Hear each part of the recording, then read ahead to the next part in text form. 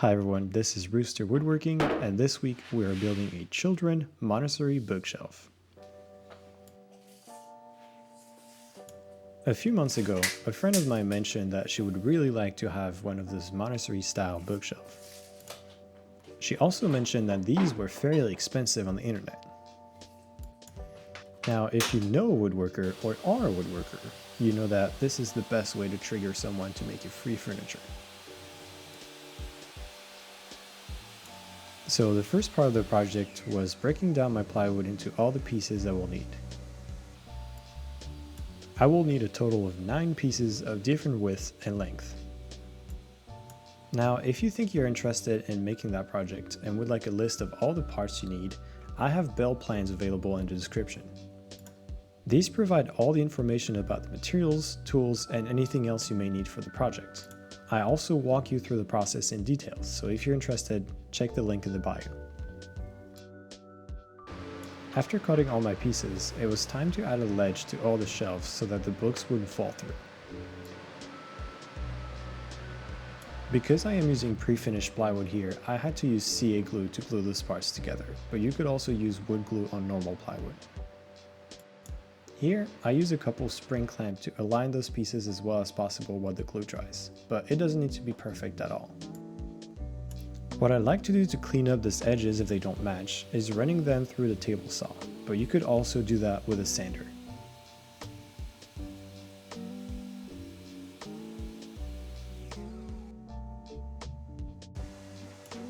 I then cut all the shelves to the same size. I like to glue them up in larger chunks and then breaking them down later as needed.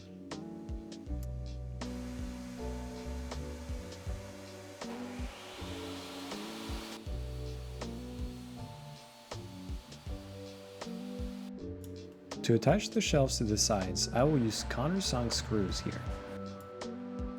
The advantage of using countersunk holes will be that the screws will not be visible from the inside since I will plug them with a hardwood or a dowel plug. This is where plans can be really handy in a build. All I had to do was refer to the plans and mark the locations of the holes as directed. I didn't even need to do math. Now, a trick that I picked out way too late in my woodworking career was that those squares often come with a metal pick. And you can use that to mark all your holes so that your drill bit will go right to that location. As I mentioned earlier, I am drilling some countersunk holes that will later be plugged in to hide the screws.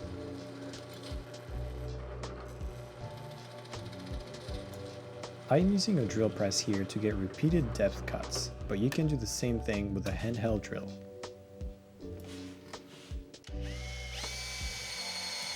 Just drill in the piece as straight as you can and make sure to not go all the way through.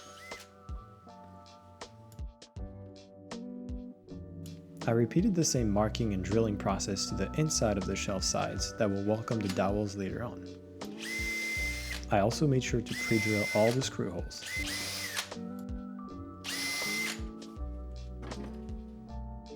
Now, there are many ways to plug your screw hole. Here, I'll be using a plug cutters that will match perfectly the size of my Fastener bit. Now, you could do the same with a dowel, but I really like these plug cutters and they're very inexpensive. All you have to do is drill the plug and then pop it out using a chisel.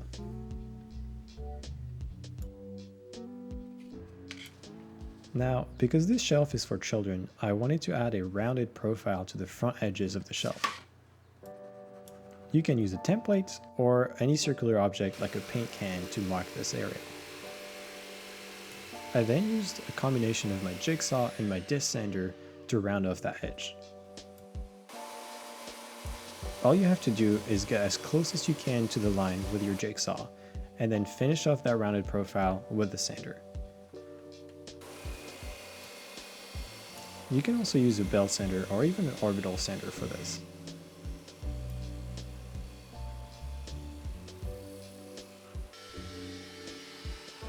To get rid of any sharp edges, I also added a round over to all the faces.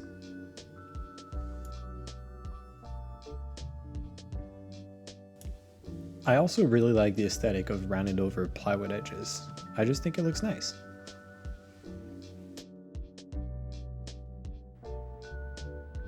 I now had all the parts I needed to assemble the shelves. But first, I made sure to smooth out all the rounded edges with 220 grit sandpaper.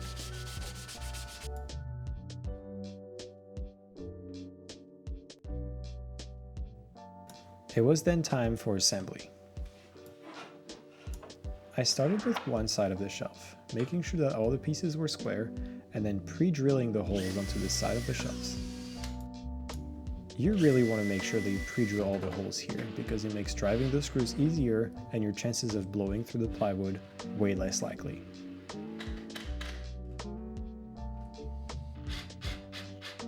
I followed the same process for all the shelves. I then added some glue into my dowel holes and slid the dowels in.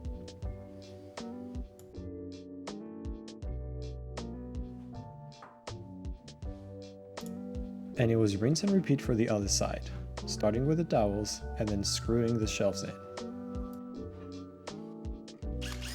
If you're still watching, thank you so much for sticking around.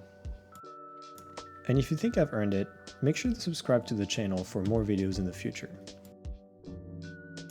You can also leave a comment or like the video to let me know what you think.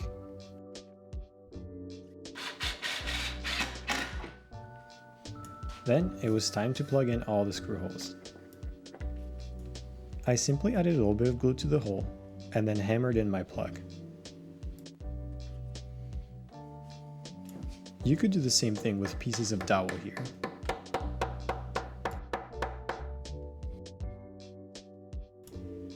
A wet rag would also get rid of any glue squeeze out.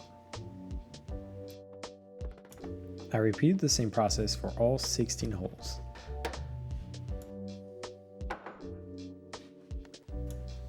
After letting the glue dry, it was time to trim off any excess on the plugs. To do that, I am using a flush trim saw, which is great because it doesn't scratch the surface when doing that kind of thing. I also sanded lightly all the plugs so that they would be perfectly flush with the surface. The last step was to add some wood finish. Now you don't have to do that, but I really like the look of those finished plugs. I'm using a simple wood oil here because the piece doesn't need a lot of protection. But look at the difference it makes on those exposed plywood edges.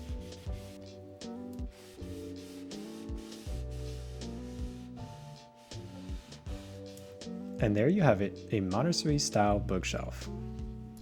I was super happy with the final design, and my friend was so glad she could finally display all her books.